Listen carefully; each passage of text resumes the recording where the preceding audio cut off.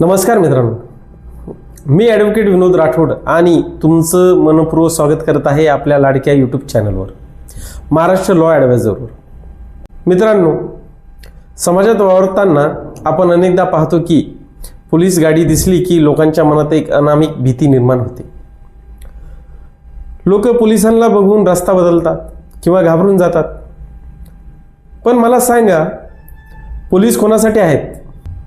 Police हे आपल्या संरक्षणासाठी आहेत। कायद्याने त्यांना गुन्हेगार पकडण्याचे अधिकार दिले आहेत, पण त्याच कायद्याने सामान्य नागरिकांना काही कवच सुद्धा दिले आहेत। आजचा हा व्हिडिओ कोणाला घाबरण्यासाठी नाही, तर तुम्हाला जागरूक नागरिक बनवण्यासाठी आहे। जेव्हा तुम्हाला तुमचे अधिकार माहीत असतात तेव्हा तुमचा आत्मविश्वास वाढतो।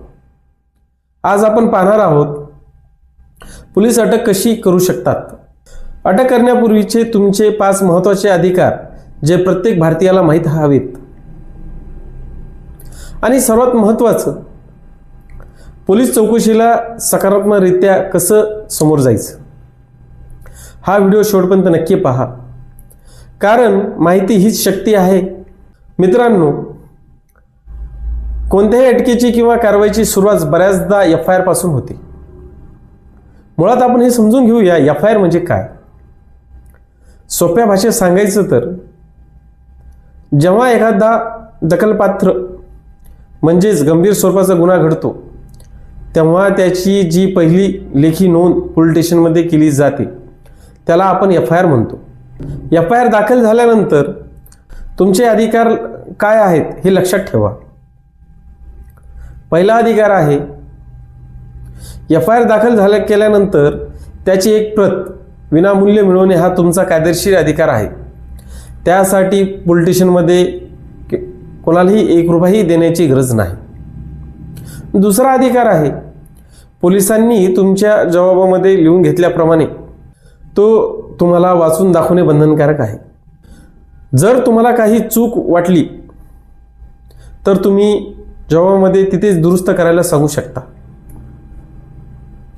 तिसरा अधिकार आहे, अनेकदा पोलीस म्हणतात हा गुन्हा आमच्या हद्दीत घडला नाही, दुसऱ्या पोलीस स्टेशनला जा। मित्रांनो, असं नसतं। तुम्ही कोणत्याही पोलीस स्टेशनमध्ये FIR देऊ शकता, त्याला 0 FIR असं म्हणतात। नंतर ते पोलीस स्टेशनमध्ये संबंधित पोलीस स्टेशनच्या म्हणजे जो गुन्हा ज्या हद्दीमध्ये घडला आहे त्या संबंधित पोलीस स्टेशनला वर्ग करण्यात येतो। आता वळूया चौकशीकडे। लक्षात घ्या, चौकशी म्हणजे अटक नव्हे। नोटिसीचा अधिकार सेक्शन 84A नुसार पोलिसांना प्राप्त आहे। जर गुन्हा गंभीर नसेल तर पोलीस तुम्हाला थेट अटक न करता चौकशीसाठी हजर राहण्याची नोटीस देऊ शकतात। दुसरा तुमचा अधिकार आहे गप्प राहण्याचा। भारतीय संविधानाने कलम 20(3) प्रमाणे आपल्याला एक खूप मोठा अधिकार दिला आहे। जर पोलिसांनी विचारलेल्या प्रश्नाचं उत्तर दिल्याने तुम्ही स्वतःच अडचणीत येत असाल तर तुम्ही उत्तर न देण्याचा पर्याय निवडू शकता। तुम्ही नम्रपणे सांगू शकता, मी माझ्या वकिलांच्या उपस्थितीत उत्तर देईल। पुढचा अधिकार आहे, पोलिसांनी तुम्हाला चौकशी दरम्यान सन्मानाची वागणूक देणे। चौकशी दरम्यान पोलिसांनी मानवी हक्काचे पालन करणे आवश्यक असते। मारहाण किंवा छळ करणे हे पूर्ण बेकायदेशीर आहे। मित्रांनो, आता सर्वात महत्त्वाचा भाग, जर अशी वेळ आलीच की पोलीस कोणालाही अटक करत आहेत तर हे 5 अधिकार तुमची ढाल म्हणून तुम्ही वापरू शकता। पहिला अधिकार आहे अटकेचे कारण विचारणे। कोणत्याही व्यक्तीला का पकडलं जात आहे हे जाणून घेण्याचा त्याला पूर्ण अधिकार आहे।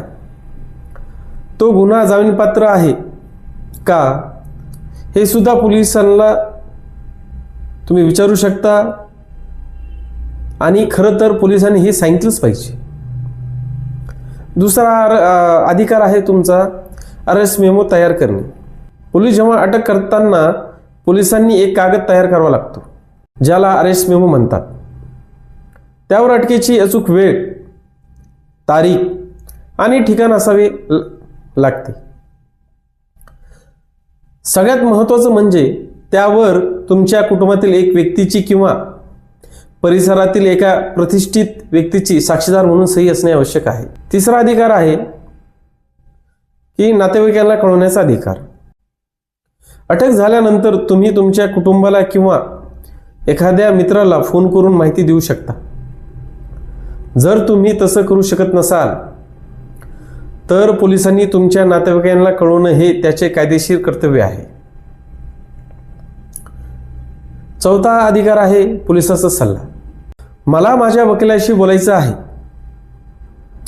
असं म्हणण्याचा तुम्हाला पूर्णपणे अधिकार आहे आणि हे तुम्ही ठामपणे सांगू शकता.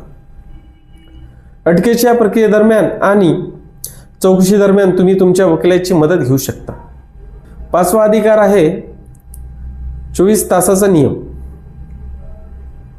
मित्रांनो, हा सर्वात मोठा अधिकार आहे. पोलिसांनी अटक केल्यानंतर प्रवासाचा वेळ वगळता 24 तासाच्या आत तुम्हाला जवळच्या न्यायालयामध्ये दंडाधिकाऱ्यासमोर, मॅजिस्ट्रेट समोर हजर करणे अनिवार्य आहे. दंडाधिकाऱ्याच्या परवानगीशिवाय पोलीस तुम्हाला 24 तासापेक्षा जास्त वेळ कुठे ठेवू शकत नाही. याचबरोबर महिलांसाठी विशेष संरक्षणची पण तरतूद ह्या कायद्यामध्ये केलेली आहे. आपल्या माता भगिनींसाठी कायद्यात विशेष तरतूद केल्या आहेत. महिलांना केवळ महिला पोलीसच अटक करू शकते, हा एक अधिकार देण्यात आलेला आहे. सूर्यास्तानंतर आणि सूर्यास्तापूर्वी रात्रीच्या वेळी पोलीस महिलांना अटक करू शकत नाही, करता येत नाही. जर अत्यंत आपत्कालीन परिस्थिती असेल, अटक करावंच लागत असेल तर पोलिसांना दंडाधिकाऱ्याची लेखी परवानगी घ्यावी लागते. तर मित्रांनो, आज आपण पाहिलं की कायदा आपल्याला किती अधिकार देतो. कायद्याचा सन्मान करा, पोलिसांना त्यांच्या कामामध्ये सहकार्य करा. पण जर कुठे अन्याय होत असेल तर या अधिकाराचा वापर पण करा. लक्षात ठेवा, एक सुजाण नागरिक एक सशक्त समाज घडू शकतो, देश घडू शकतो. जर तुम्हाला हा व्हिडिओ माहितीपूर्ण वाटत असेल तर व्हिडिओ लाईक करा. तुमच्या मित्रमैत्रिणींना आणि नातेवाईकांना हा व्हिडिओ शेअर करा, कारण ही माहिती कोणाचेही आयुष्य वाचवू शकते. आणि हो, असेच कायदेशीर व्हिडिओ सोप्या भाषेत पाहण्यासाठी आपल्या महाराष्ट्र लॉ ॲडवायझर चॅनलला नक्की सबस्क्राईब करा. तुमच्या काही शंका असतील तर खालील कॉमेंट बॉक्समध्ये नक्की विचारा, मी त्यांना उत्तर देण्याचा प्रयत्न करेल. पुन्हा भेटूया अशाच एक नवीन कायदेशीर विषयावर माहिती घेऊन. तोपर्यंत सतर्क रहा, सुरक्षित रहा.